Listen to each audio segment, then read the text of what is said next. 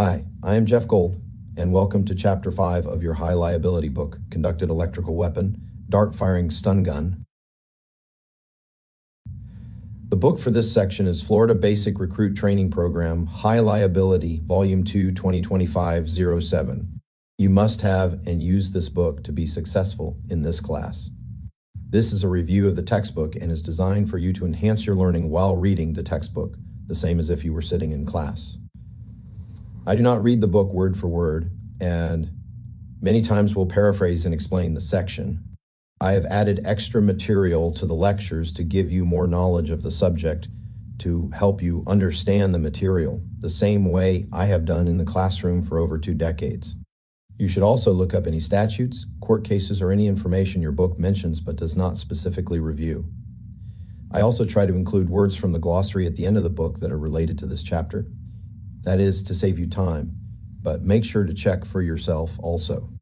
I learned a long time ago that you can read something over and over again, but if you don't understand it, it won't help you with the test, especially in scenario-based testing.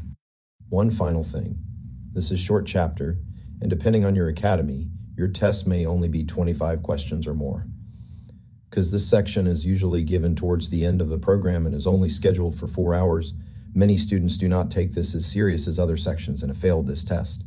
This is a high liability and you may not be able to take the test over, so this is why I am spending so much time in this section. I want you to learn the information and pass.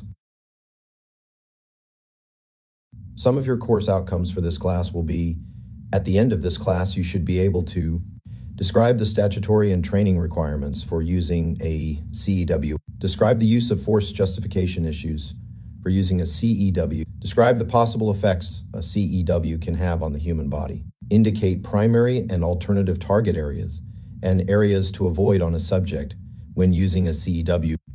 It's also important that you review all of the high liability objectives that start with a checkbox.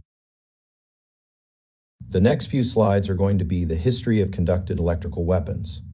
This is not in your textbook and not part of the curriculum, but I think it is important that you understand the CEW and where it came from. Most importantly, a taser is a brand of CEW and not what is taught by the Academy. During your Academy, you will not become certified on a particular CEW or be exposed to it. Whether or not you carry a CEW or exposed to it during your department training is strictly up to your agency. CJSTC does not recommend or endorse any brand, and therefore this is a general overview. The CEW going over history has helped students in the past understand the curriculum and help them pass the test, which is my main goal, especially if you have a question that asks what CEW is recommended by CJSTC for agencies to carry. Although we did not see the mass carrying of conducted electrical weapons by agencies until the mid-2000s, they were utilized a decade or so beforehand. The original taser was developed in the 1960s. When NASA researcher Jack Cover began to design the first prototype, he named it the Taser after a book he liked as a child called Tom Swift and His Electric Rifle. In the book, the rifle shot out lightning bolts that could either stun or kill its target. Early models were not widely used because they relied on gunpowder cartridges, which classified them as firearms under federal regulations. The original taser was actually made of wood. By the 1970s and 1980s, improvements were made to make the devices safer and more reliable. The Taser company, later renamed Axon, introduced models that used compressed nitrogen rather than gunpowder to fire the darts, helping law enforcement agencies adopt them more widely. If you want to read more about the history of the Taser, visit the Axon website listed below. This is the site I obtained most of the information about the Taser and the development of the CEW in general. By the 1990s and early 2000s, tasers became common in police work. Departments adopted them as a tool to reduce injuries to both officers and suspects by providing an option between empty hand control and firearms. Models such as the Taser M26 and later the X26 became well known and were used around the world. My agency received our tasers around 2003 or 2004. We carried the M26, which actually had a little more amperage than what we carry today. They were larger and could only hold and fire one cartridge requiring you to reload if a second cartridge was needed. There were also very few policies or guidelines on the usage, until a few years later when the state of Florida added the use of conducted electric weapons to the use of force matrix. The pictures of the cars to the right do not have anything to do with the CEW, but are the style of patrol car I drove from 1990 until I retired in 2014. I am very happy with the Tahoe and Explorers we drive, where I now work and look forward to what technology the next decade will bring. The modern CEW uses a two-probe system connected by wires. The electrical charge interferes with the body's neuromuscular system, causing temporary loss of muscle control. Later models like the X2 and Taser 7 improved accuracy data recording and safety and added features like built-in cameras. Taser's own brand statistics page claims 18,000 plus law enforcement agencies in 80 plus countries use Taser energy weapons today. This also includes various militaries across the world. Finally, for our last bit of CEW trivia, I searched the internet and found a couple of other companies that have and may still produce conducted electrical weapons.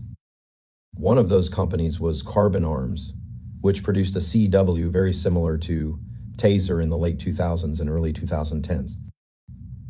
Against the advice of every Taser instructor, the agency I worked for bought these because the price was lower than Tasers. In the end, Taser took legal action for copyright violations, and Carbon Arms went out of business in 2014.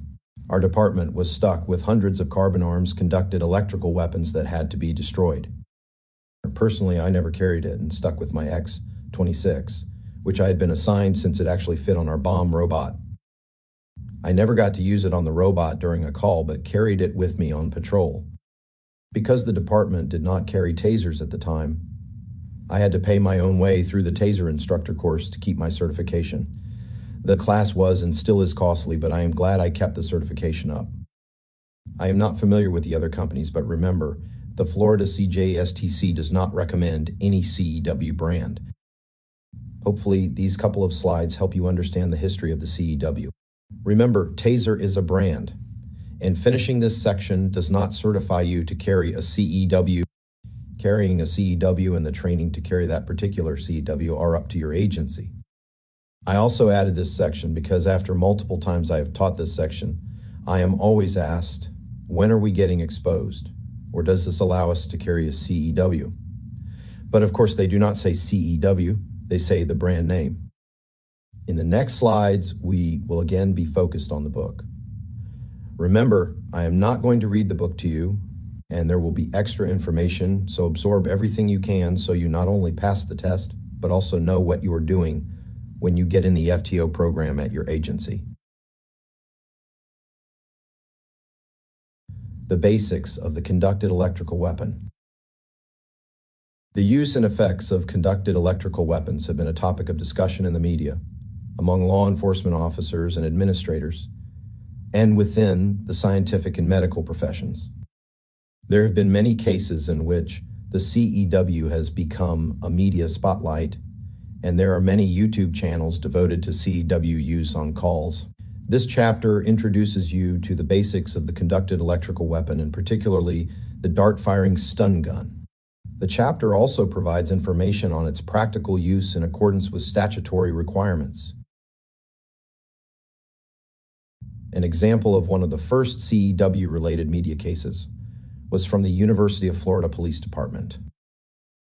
In September 2007 at the University of Florida in Gainesville, student Andrew Meyer made national headlines after being exposed or tased by campus police during a forum with Senator John Kerry.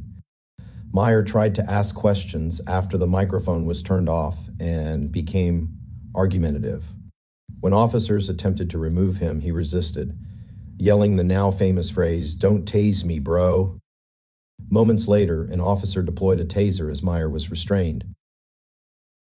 The incident was captured on video by other students and quickly went viral online, sparking widespread debate about police use of force, free speech, and public accountability. Following a full investigation, the Florida Department of Law Enforcement concluded that the officers actions were justified under department policy, and no criminal charges were filed against them.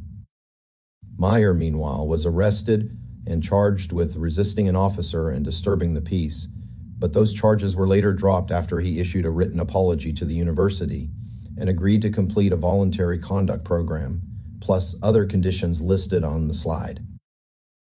In response, the University of Florida reviewed and revised its CEW's policies, emphasizing restraint and de-escalation during nonviolent incidents. The case remains a landmark example of how a brief confrontation, especially one caught on video, can evolve into a national conversation on policing, civil rights, and the influence of technology on public perception. This case is not in your book and you are not tested on it, but it goes to show you how one incident can affect department policy and possibly case law. If you want to watch the video of the incident, the link to the YouTube page is at the top of the slide and shows what officers may encounter at any given moment of their careers. Statutory and commonly used definitions of a CEW. A conducted electrical weapon, or CEW, is a device that uses a high voltage, low ampere electrical charge to induce pain compliance or involuntary muscle contractions that can, in the case of a dart-firing stun gun, temporarily incapacitate a non-compliant subject. An ampere is a measure of electrical current or power. There are some key words here that we should look at, but remember to focus on what is in your book to pass the test. Here is some information to help you understand it, but the key words from this chapter are high voltage, low ampere, pain compliance, and involuntary muscle contractions. The main difference comes down to what the electricity does in a CEW. The CEW uses high voltage to break through the body's natural resistance, but it uses very low amperage to avoid causing lethal levels of current. Here is the simple explanation. Voltage is the pressure that pushes electricity through barriers. A CEW uses around 50,000 volts or more at the point of contact, but this does not mean it is delivering lethal power. High voltage is primarily used to penetrate clothing, overcome skin resistance, and allow the electrical signal to reach the muscles. You can think of voltage as the force that opens the door. In comparison, amperage is what actually causes harm and is the flow of electricity. A CEW delivers extremely low amperage, usually around 2 milliamps or less. This tiny amount of current is what keeps the CEW generally safe when used correctly. Low amperage is crucial because it prevents fatal heart disruption. If you were to compare the amperage in a CEW to the amperage in a cardiac defibrillator, the difference is about 10,000 times less amperage in a CEW compared to a cardiac defibrillator. Just for extra knowledge, the cardiac defibrillator uses a measurement called joules and delivers a shock to a patient in certain deadly cardiac dysrhythmias starting around 100 joules. This shock actually stops the heart from this bad rhythm to hopefully let it restart in a normal rhythm. If measured in joules, the CEW delivers less than 10 joules, making it over 10 times less powerful than the defibrillator. With this low amperage, the CEW also limits deep internal injury, yet still allows neuromuscular incapacitation without electrocution. So, what is neuromuscular incapacitation? It's the temporary loss of the ability to control your muscles because an electrical signal overrides the body's normal nerve signals. It is the main way a CEW stops a person without relying on pain compliance. And pain compliance is simply that it causes pain until the person stops resisting. Stun guns, or the stun feature on a dart-firing stun gun, do not produce neuromuscular incapacitation, or NMI, they just cause pain. This is another example of how fake television and the movies portray stun guns. They show someone using a stun gun on someone to knock them out, and they wake up hours later. This is false, and it does not shut down brain activity, it just causes pain, and the person may still resist. So remember, the CEW uses high voltage and very low amperage. The basics of the CEW. The CEW has several different forms and names. The basic stun gun uses high voltage intended for pain compliance and must have direct contact with the skin. An example of a stun gun is shown in the picture on the right. The dart-firing stun gun is the one we are most familiar with, and most departments carry. It fires 2 darts out that deliver electrical pulses causing neuromuscular incapacitation, or NMI. The electronic immobilization device is a broader term for weapons intended to impair movement or control muscle function using electricity. This includes the dart-firing stun gun and some other electrical restraint tools. The conducted energy device is basically a general term for any device that delivers electrical energy through direct contact or via probes and/or wires to produce pain or incapacitation. And finally, your book lists electronic control devices and is a more specific term for devices that deliver a controlled electrical pulse to disrupt the body's neuromuscular system through NMI and not simple contact like stun guns. Look over these terms in your book and become familiar with them. Many of the terms overlap each other, and look back at the original definition if it is in the book. The stun gun sticks out to me because it does not fire darts and is a pain compliance tool through the probes directly to the skin. What I mean by pain compliance is the same as defensive tactics. You are causing the subject pain and to make them comply with a lawful order. To me, this is one of the most important sections of the chapter that talks about the Florida state statute, referring to the usage of the CEW. In 2006, the Florida legislature created Florida State Statute 943.1717. This legislation governs the training and use of dart-firing stun guns by criminal justice officers in Florida. Although the statute is not written in your textbook, I think it is important that you know what it says. Subsection 1 of the statute states, a decision by a law enforcement officer, correctional officer, or correctional probation officer to use a dart-firing stun gun must involve an arrest or a custodial situation, during which the person who is the subject of the arrest or custody escalates resistance to the officer, from passive physical resistance to active physical resistance, and the person has the apparent ability to physically threaten the officer or others, or is preparing or attempting to flee or escape. This is listed in your book also. Just remember, physical resistance is more than not putting their hands behind their back if ordered to do so. There needs to be some type of active physical resistance, plus the ability to threaten the officer or others, or they actively physically resist in an attempt to flee or escape. Subsection 2 of the statute states that the Criminal Justice Standards and Training Commission, or CJSTC, shall establish standards for instructing law enforcement, correctional, and correctional probation officers in the use of dart-firing stun guns. The instructional standards must include the effect that a dart-firing stun gun may have on a person.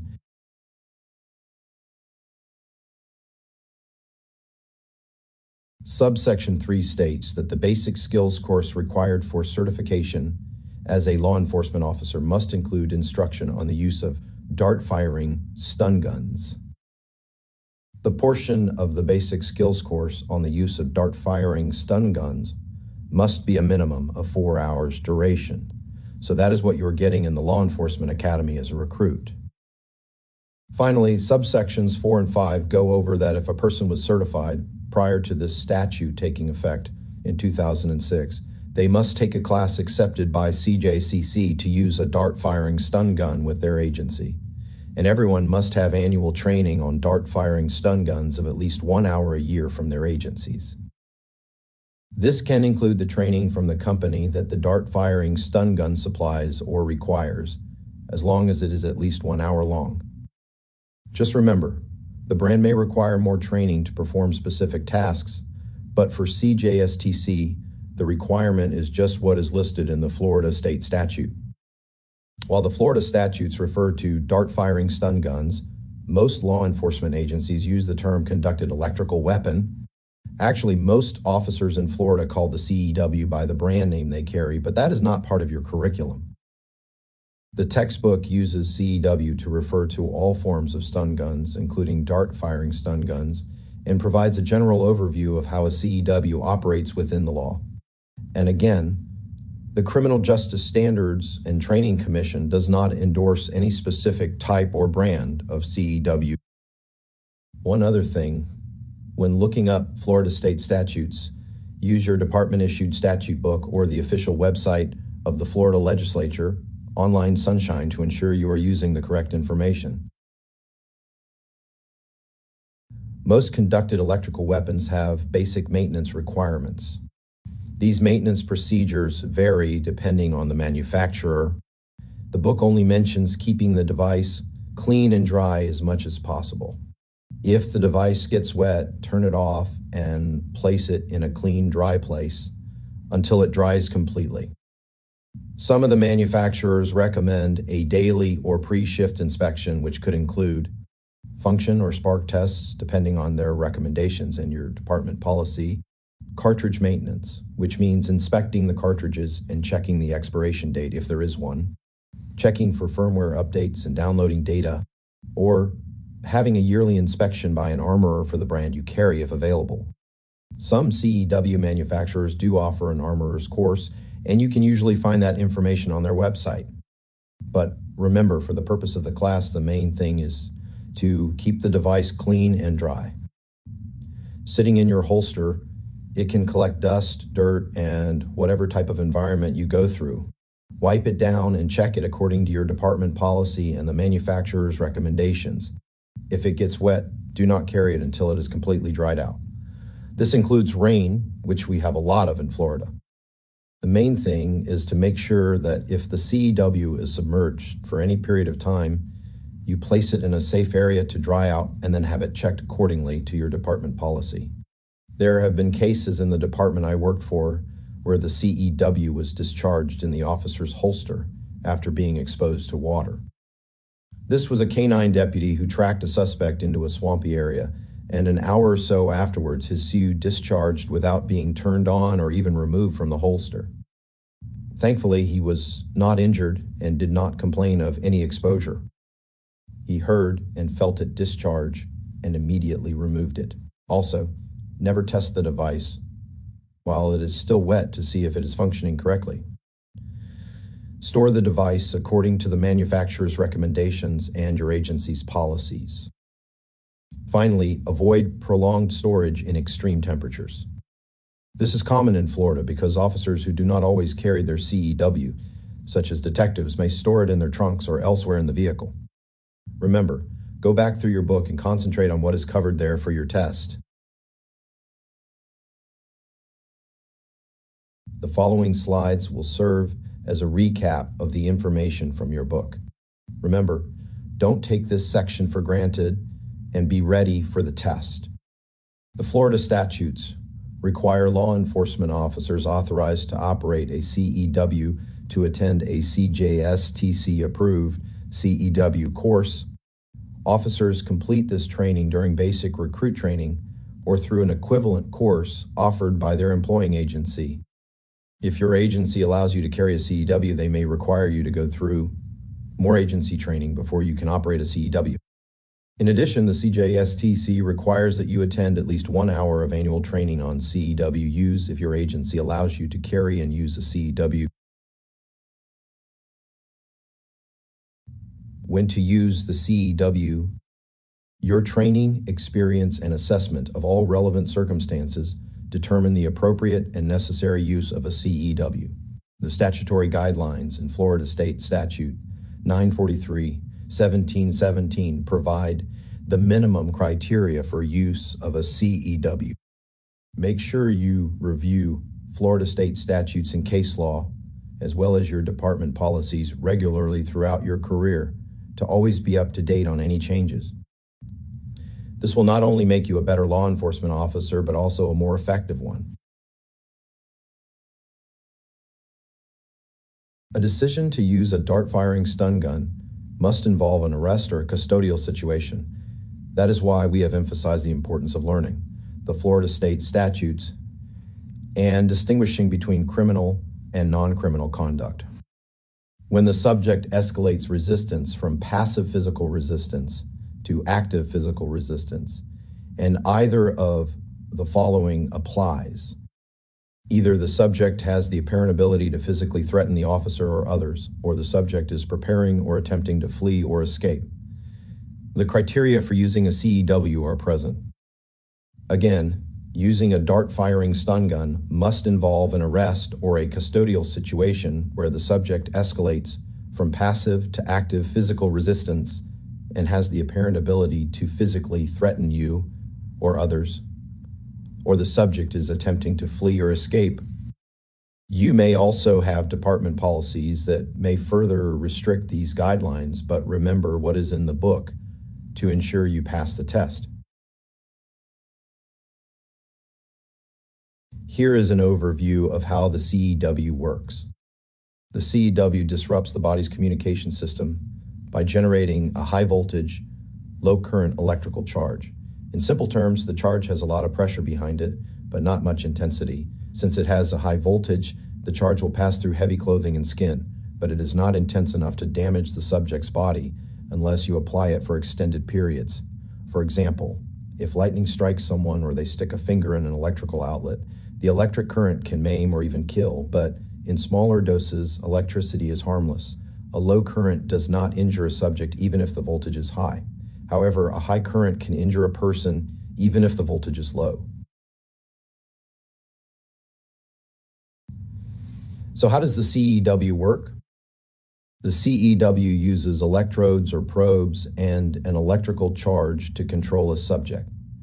In the case of a basic stun gun, the electrodes attach to the front of the CEW. With a dart-firing stun gun, the probes are projectiles that fire from the CEW and embed into the subject. The electrodes in a stun gun may leave signature marks where the contact was made with the skin. The darts may only leave a small mark about the size of an injection. For a CEW to operate, electricity must be able to flow between the electrodes on a stun gun or the probes from a DFSG. The electrodes on a stun gun are a fixed distance apart and provide limited pain compliance. The probes on the dart-firing stun gun are not fixed, and the distance between them depends on how far away the subject is when delivered. The wider the probe spread on the target, the greater the effectiveness of the weapon. Electricity will not pass to another person in contact with the subject unless the other person makes direct contact between or on the probes. Exposing a subject who is standing in water to a CEW does not cause electrocution or increase the power applied. But electricity can pass through clothing and even some bullet-resistant materials, though.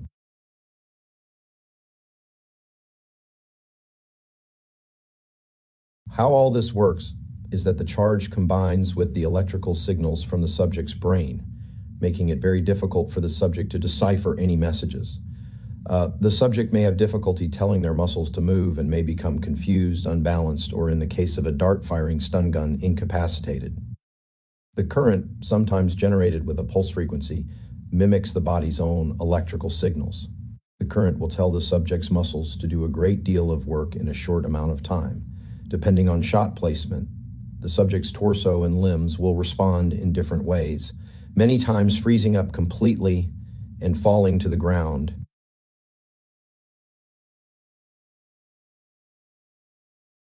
Basic stun guns have a simple design. They are about the size of a flashlight and typically operate using 9-volt batteries. The circuitry includes multiple transformers and components that boost the voltage in the circuit, typically between 20,000 and 150,000 volts, and reduce the amperage. The electrodes are simply 2 plates of conducting metal positioned in the circuit with a gap between them. These may leave signature marks that look like burns on the recipient's skin after exposure. There are also stun guns that are disguised as everyday objects such as mobile phones, walking sticks, umbrellas, and flashlights. Keep this in mind when dealing with a suspect.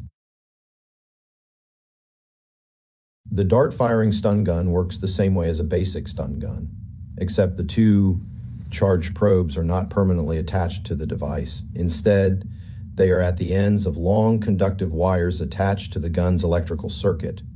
The dart-firing stun gun uses the same basic firing mechanism as any compressed gas firing system or BB gun. Pulling the trigger opens the cartridge inside the gun, launching the probes through the air with the attached conductive wires trailing behind. Remember, using gunpowder to project the darts classifies it as a firearm. The probes have small barbs, similar to those on fish hooks, so they will attach through a subject's clothing to their skin, allowing the current to travel down the wires into their body. The main advantage of this design is that it stuns subjects from a greater distance. The typical range is about 15 to 25 feet for patrol and 35 feet for SWAT usage. The disadvantage is that if only one probe hits the subject, the officer must reload and attempt a second contact. This was typical with the older version I told you about when the CEW was first issued to my agency. The cartridges were also bigger, making it difficult to carry a second cartridge with all the other equipment you had. Some dart-firing stun guns now have multiple cartridges that can deploy probes consecutively by pulling the trigger without reloading. Always reload safely. Never place your hands in front of the cartridge, as a static electrical charge could cause it to deploy. This could result in the prongs being fired into the hand at close range. I have seen cases where officers had to have the prongs surgically removed after an accidental discharge. Officers can use a dart-firing stun gun as a basic stun gun, but probe hits are usually more desirable because probe hits are more effective in obtaining neuromuscular incapacitation versus pain compliance. Probe hits can also be applied from a safer distance and usually require fewer cycles. And finally, the probe hits generally cause fewer injuries than the basic stun gun, according to your book. Each dart-firing stun gun is different, so make sure you are up to date on your training on how your dart-firing stun gun can be used as a basic stun gun. A cycle is the predetermined amount of time, usually 5 seconds, that a stun device will discharge automatically when activated. Some dart-firing stun guns have a built-in cartridge identification system. When fired, the cartridge also releases dozens of confetti-sized cartridge identification tags. This allows investigators to trace to whom the cartridge was issued or sold and the location of the deployment. Some CEWs have a computer system that records the time and date of shots, the duration or number of cycles, the battery level, and the internal temperature of the unit. All these systems can be an advantage to an officer if a complaint is lodged against them for misuse. A drive stun occurs when the front of the dart-firing stun gun, with or without a live cartridge, directly touches the body of the resisting subject and the electrical charge passes to their body. The person's body fills the gap between the electrodes. The electrical pulses move from one electrode to the other and surge electricity into the subject's muscular and nervous systems. This causes pain and not NMI. In the drive stun mode, the DFSG works as a basic stun gun and is a pain compliance tool only. Circumstances when you may use a DFSG as a drive stun include when the subject is too close to the dart-firing stun gun, or when a probe application would be hard to make. For example, if a subject and an officer are fighting and the DFSG operator cannot get a clear shot on the subject. The drive stun does not incapacitate a subject, but may help you take a subject into custody. Another time is when only one probe strikes a subject and the subject is rapidly moving closer. Use the drive stun as a second probe to complete the cycle. Next is if, after initially using a DFSG, you do not gain compliance or the subject increases resistance, apply the drive stun as a follow-up. Use drive stun on a place on the body away from the embedded probes. This can also be done when you use the DFSG with a live cartridge as a drive stun or make a close shot, and the subject increases resistance. Apply the drive stun as a follow-up. Again, use the drive stun on a place on the body away from the embedded probes. This secondary contact may produce an MI, but you will have to maintain contact with the subject where the contact is made. To initially use a dart-firing stun gun as a drive stun without firing the probes, apply the weapon directly to a subject. If the first choice of a target area is not practical, you may consider a different area of application using an additional cycle of application or an alternative force option. Because the drive stun does not cause incapacitation, you may find yourself in prolonged struggles with a violent subject, resulting in drive stunning several times in several locations on the body. This often results in multiple discharges, causing scratches on the subject's body and numerous signature marks, which are burn marks left on a subject's body after a drive stun application. The signature marks may show signs of walking up the body as the user attempts to get the subject to comply. Each exposure is considered a use of force and must be justified. Although the intended use of a CEW as a less lethal weapon is to prevent injury to the subject, in the presence of other people, the device has a very powerful physical effect. When CEW electrodes or probes hit a subject, they transmit electric impulses. These impulses interfere with communication between the muscular nervous system and the skeletal muscles. The muscle contractions after CEW exposure are due to the impulse interference, not the electric output. A subject may also experience pain similar to the muscle pain one experiences after vigorous exercise. In the case of a dart-firing stun gun, this can cause physical incapacitation or electromuscular disruption, or EMD. The subject may immediately lose control of their body and become incapable of any coordinated action. Possible effects of using a CEW on a subject could include the person may immediately fall to the ground, yelling or screaming, having involuntary muscle contractions, freezing in place with legs locked, feeling dazed for several seconds or minutes, or may experience vertigo or a temporary tingling sensation. Some may have critical incident amnesia, not remembering any pain, and some may show minor signature marks from contact. Personally, I think the pain from the DFT is bad, and the feeling of no control is even worse. This section has a lot of important information, and if I were making test questions, I would definitely look at this section, even if I am not studying for a test. I would make sure I know this part about the CEW. The subject exposed may not show any physical effects from the contact, but may sustain injuries from falling because of the weapon's physical effects on their body. Sometimes these injuries are minor. Sometimes more severe injuries could occur. The fall that results from a stun, if it occurred from elevated heights or other hazardous areas, could cause significant injuries. As for the medical aspects of CEW use, manufacturers and independent studies assert that being stunned by a CEW has no residual medical impact. There is no basis to establish that CEWs pose unacceptable health risks when used appropriately on healthy subjects. Some debate exists about the number of cycles of applications that is reasonable. Several law enforcement groups have established 15 seconds of CEW exposure as a significant safety point. Experts in the field agree that there is no definitive number for how many exposures are necessary, but applying the reasonableness standard may help you decide. Always exercise caution to prevent unnecessary cycles by following procedural justice protocols established by your agency.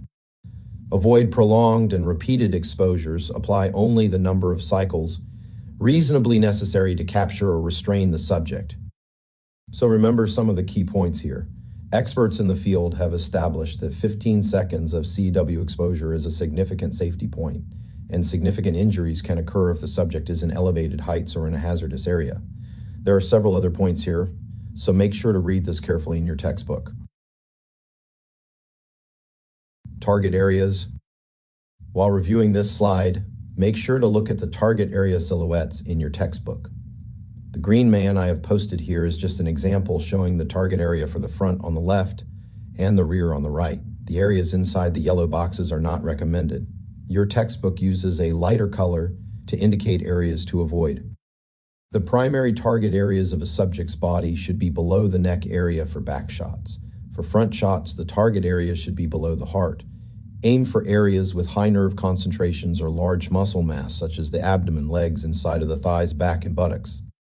Alternative target areas are the back near the shoulders or the back of the legs, where, if clothed, the clothing fits tighter and the probes will conduct electricity to the subject more effectively.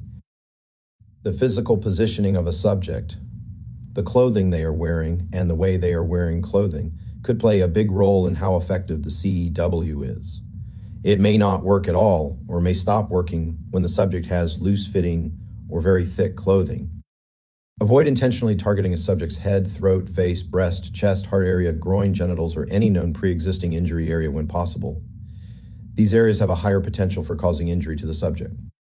Ensure that you follow the textbook recommendations for your state test and your department's policies and training when you are working. For some subjects, it may be inappropriate to use a CEW as a restraining device. One example is a subject who is experiencing drug-induced psychosis, a form of psychosis from drug use that causes hallucinations, delusions, or positional asphyxia. Positional asphyxia, discussed in Chapter 2, is the inability to breathe because of the subject's body position. The signs of drug-induced psychosis may include unusual or psychotic behavior, disorientation, intense sweating with hot, feverish skin, delirious or delusional behavior, extreme paranoia, elevated pulse rate, and/or a knowledge of the suspect's history of drug abuse or use should all be considered. Some subjects who are under the influence of drugs or alcohol comply without any issues. Other subjects do not respond to the CEW in a typical way or react at all. As in any high-risk situation, be prepared to take another tactical action. The quickest and safest way to restrain a non-compliant subject exhibiting drug impairment is to use a CEW, if necessary. Then, using the least restrictive means, restrain the subject at the earliest possible point in the encounter and notify EMS as soon as possible. If a subject is pregnant, ill, or physically impaired, such as blind or deaf, avoid using a CEW for compliance. Your agency will have policies and procedures for these situations. You will recall from defensive tactics that the basis for analysis of use of force claims is the Fourth Amendment's objective reasonableness standard, also known as Graham versus Connor. Keeping this in mind, you must be able to articulate why you chose to use a CEW. According to Florida State Statute 943.1717, officers may decide to use a CEW only when a subject is resisting actively and physically. The court established law on the use of a CEW in the case of Draper versus Reynolds. Video of this traffic stop led the court to conclude that if the officer had attempted to handcuff the subject without the use of the CEW, the situation would have escalated into a serious physical struggle. The one-time shock of a subject with a CEW was not excessive force and was reasonably proportionate when the subject repeatedly refused verbal commands and became hostile, belligerent, and uncooperative during the stop. As described in Florida State Statute 790.01, a dart-firing stun gun is a non-lethal or force-level weapon not intended to cause death or great bodily harm. Many law enforcement agencies, however, describe the CEW as less lethal. You should use verbal commands first to gain control of a situation. You can avoid many physical encounters by verbal de-escalation. By disengaging or de-escalating, you give the subject another opportunity to comply with your commands and avoid the use of the CEW.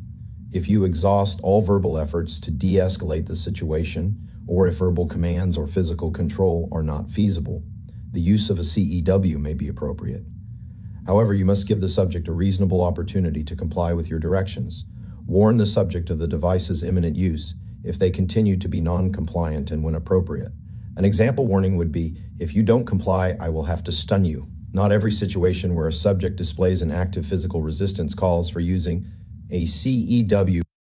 During these encounters, continually assess whether to engage or disengage and decide on the appropriate force option.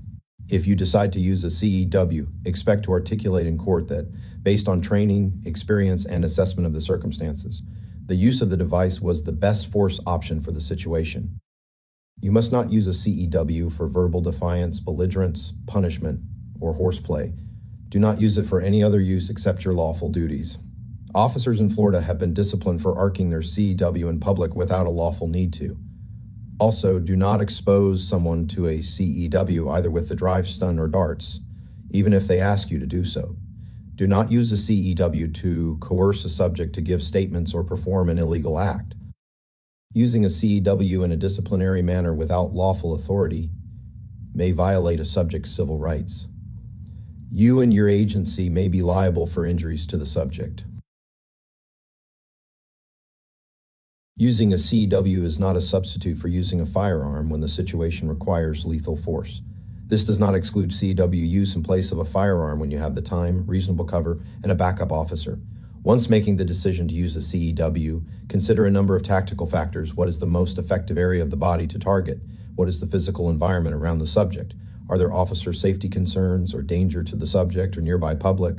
Do you have available cover or concealment if the CEW does not work properly? Do you have any time constraints? Is backup present or on the way? At what point in the encounter might you require more CEW applications? Do not hold a CEW in one hand and a firearm in the other.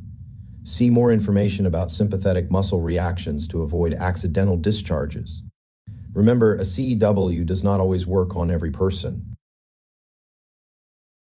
When anticipating the use of a CEW, observe the subject continually and be aware of the methods they may use to defeat a CEW, especially notice where a subject's hands are.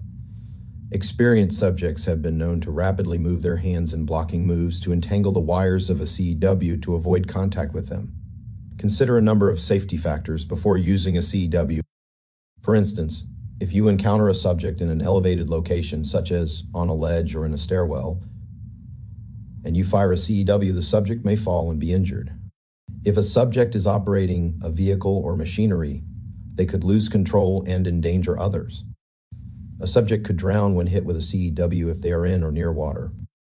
If a subject is in an environment containing hazardous materials or potentially flammable, volatile, or explosive materials, the CEW could ignite the material and burn the subject.